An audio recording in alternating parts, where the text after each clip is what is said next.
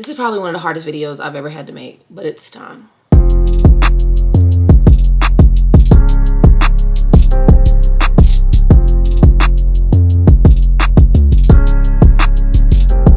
It's time that we talk about grief. And it's time that we figure out how to truly navigate grief in our lives, especially as adults.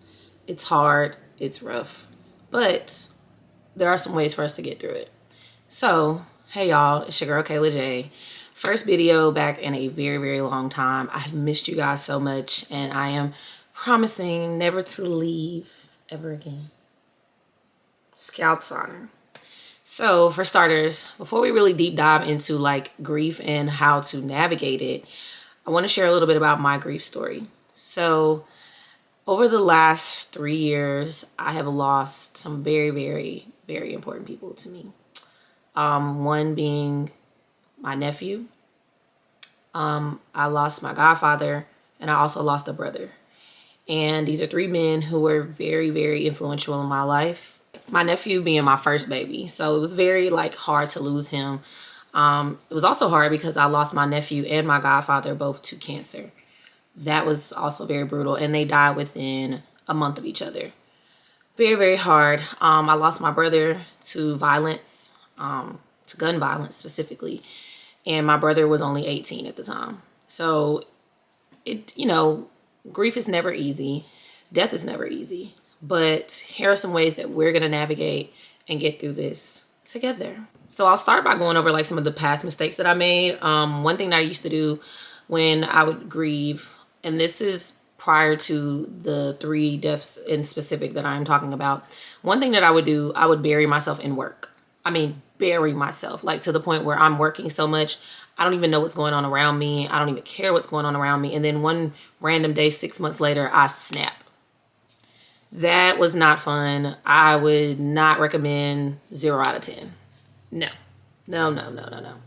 Another past mistake that I made was with one of them in particular. I kind of just completely isolated. I isolated so bad to the point where nobody knew what was going on with me, and nobody knew how I was feeling. Nobody I don't recommend isolation 100%. I do know some people are better when they grieve alone. I thought that was what worked best for me, but as I've gotten older, I realized that may not have always been the best solution. So don't recommend total isolation. I do recommend time to yourself, but not total isolation, which we'll get to that later. So those were 2 of the main things that I used to do. I was never really big on vices, never really big on drugs, alcohol, things like that, thankfully. So that was another thing. I don't recommend that. But to get to some of the things that I do recommend, first, therapy. I know the black folks in the back are going to have something to say, but let me tell you something. Therapy is going to help prevent any further damage to you and those around you. I'll say that again. Therapy is going to prevent any further damage to you and those around you. A lot of people don't realize that when we're hurting, we hurt others. What they say, hurt people. And if you don't get a handle on it, you're going to just hurt other people. Crazy. And even before therapy, I always recommend prayer. If you're not religious and you're not spiritual or not spiritual, whatever, I get it. But sometimes having something to cling to, something to believe in, or something to, put your faith in helps ground you. And it helps keep you fully grounded. So right now we got therapy, we have prayer, hobbies. Hobbies. I realized during the times that I was grieving, when I would pour myself into my content, it was actually some of the better content. I don't know how or why. Maybe because I was so focused on putting myself into something, putting some emotion into something. So yeah, having a hobby. I have a friend who works out, and when she's grieving or going through, she works out even more.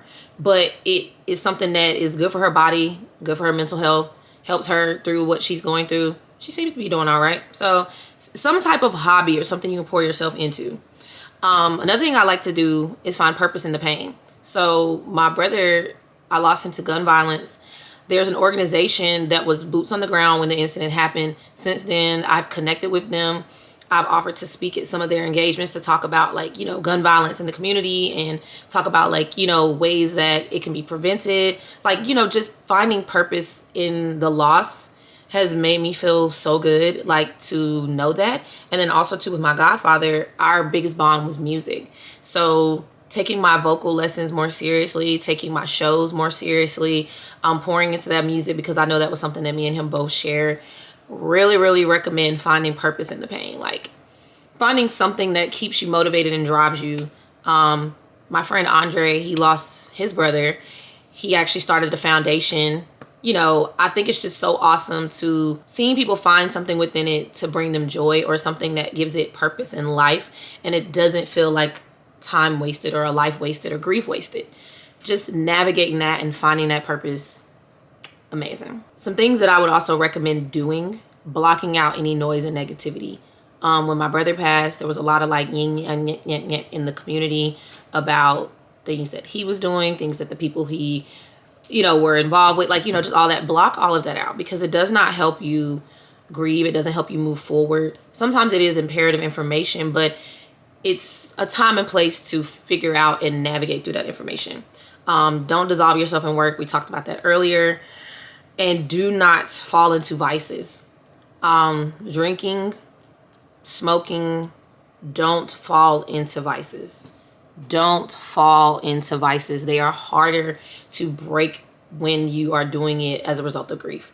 It's so hard to break through, and just, you'll lose yourself. It's so not worth it. It's so not worth it. I hope that some of these tips help. Navigating grief is very, very hard, but it gets easier day by day, little by little, week by week, minute by minute. And you'll have good days, then you'll have some really bad days. But if you make it intentional, give it purpose, and just stay grounded and remember the love, you'll get through it. Bye, y'all. Hope to see you guys again in 2026.